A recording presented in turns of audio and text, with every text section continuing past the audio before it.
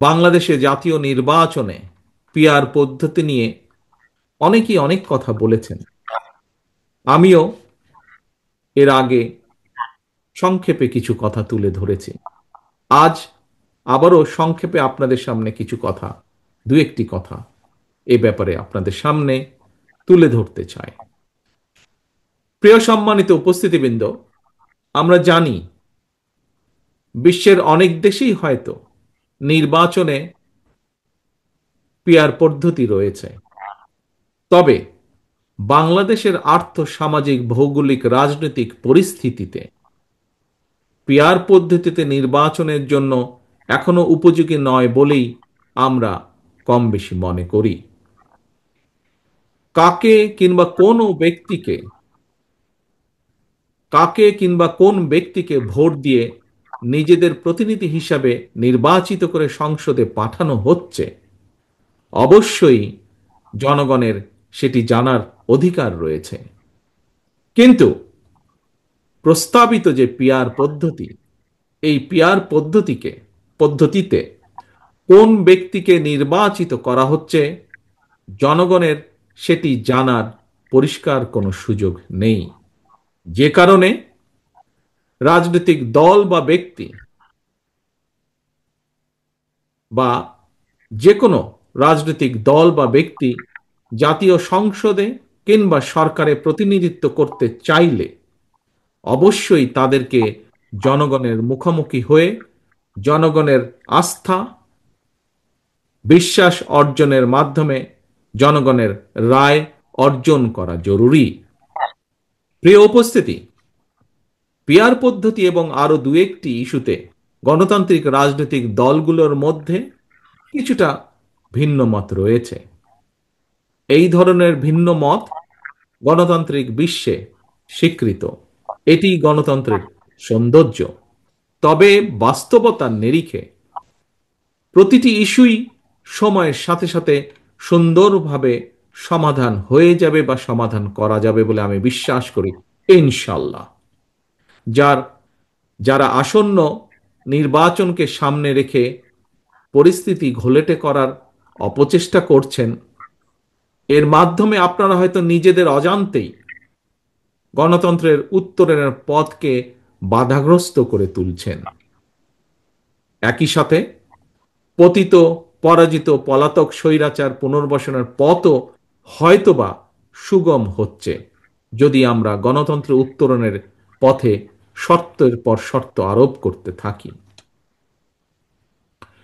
প্রিয় উপস্থিতিবৃন্দ, সম্মানিত ভাই ও বোনেরা, গণতান্ত্রিক আন্দোলনের সহযোদ্ধাদের প্রতি আমার বিনীত আহ্বান, গণতান্ত্রিক রাজনৈতিক দলগুলোর নিজেদের মধ্যকার বিরোধ এমন পর্যায়ে নেওয়া উচিত হবে না যেই বিরোধকে পুঁজি করে পরাজিত ফ্যাসিবাদ নিজেদের অপকর্মগুলোকে জাস্টিফাই করার সুযোগ নিতে পারে। আমরা মনে করি প্রতিটি ইস্যুতে প্রত্যেকটি রাজনৈতিক দলের ঐক্যমত হতেই হবে, এটি এমন কোনো জরুরি নয়।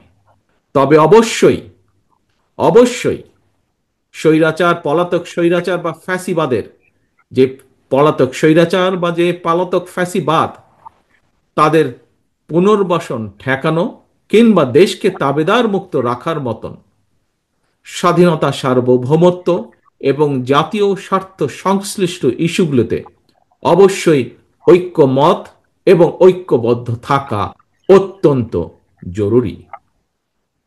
প্রিয় হিন্দু ধর্মাবলম্বী ভাই ও বোনেরা, এবার আমি বিশেষ করি আপনাদের উদ্দেশ্যে দু একটি কথা সংক্ষেপে তুলে ধরতে চাই। প্রিয় ভাই বোনেরা, আপনাদের ধর্মীয় পরিচয়কে কেউ যাতে নিজেদের হীন দলীয় রাজনৈতিক স্বার্থে ব্যবহার করতে না পারে, সে ব্যাপারে আপনাদের সকলকে আমি সতর্ক থাকার বিনীত আহ্বান জানাই। আমরা দেখেছি বিভিন্ন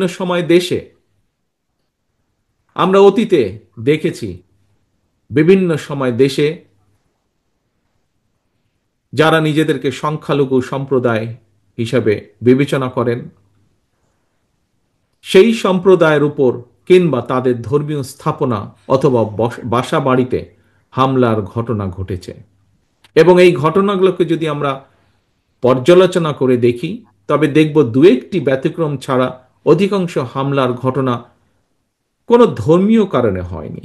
বরং আমরা দেখেছি প্রতিটি ঘটনা নিবিড়ভাবে তদন্ত করলে দেখা যাবে অধিকাংশ হামলার ঘটনার নেপথ্য ছিল অসৎ রাজনৈতিক উদ্দেশ্য অথবা অবৈধ লোভ লাভের আশা। প্রিয় ভাই বোনেরা, যে কারণেই হোক না কেন ঘটনাগুলো, কোনো কারণেই যাতে করে কারো ওপর কোনো হামলা কিংবা অবিচার না হয় সেটি নিশ্চিত করা রাষ্ট্র এবং সরকারের দায়িত্ব। প্রিয় ভাই বোনেরা, এই বাংলাদেশ কোনো ব্যক্তি গোষ্ঠী কিংবা দলের নয়। এই বাংলাদেশ আপনার, আমার, আপনাদের, আমাদের সবার। দল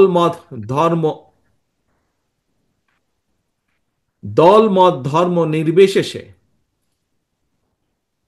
বাঙালি অবাঙালি, নৃতাত্ত্বিক জনগোষ্ঠী, বিশ্বাসী অবিশ্বাসী কিংবা সংশয়বাদী, এই বাংলাদেশের প্রতিটি নাগরিকের একমাত্র গর্বিত পরিচয় আমরা বাংলাদেশী। দেশের প্রত্যেকটি দেশের প্রত্যেকটি নাগরিক সকল ক্ষেত্রে দেশের আইন অনুযায়ী সমান অধিকার ভোগ করবেন। এটি বিএনপির নীতি, এটি বিএনপির রাজনীতি। রাষ্ট্র এবং সমাজে নিরাপদ বসবাস নিশ্চিত করতে কোনো দলীয় পরিচয় আবদ্ধ থাকা অবশ্যই জরুরি নয়। ধর্মীয় কিংবা রাজনৈতিক পরিচয় একজন নাগরিকের নিরাপত্তা নিশ্চিত করতে পারে না, কিন্তু একমাত্র গণতন্ত্র এবং আইনের শাসনই দল মত নির্বিশেষে প্রতিটি নাগরিকের নিরাপত্তা নিশ্চিত করতে পারে।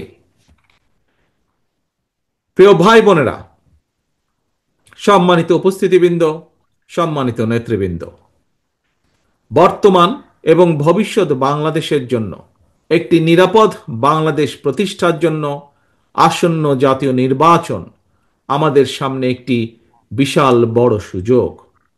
সারা দেশে হিন্দু ধর্মাবলম্বী ভাই ও বোনদের দৃষ্টি আকর্ষণ করে বলতে চাই, আগামী নির্বাচনে বিএনপি আপনাদের সমর্থন এবং আপনাদের সক্রিয় সহযোগিতা চায়।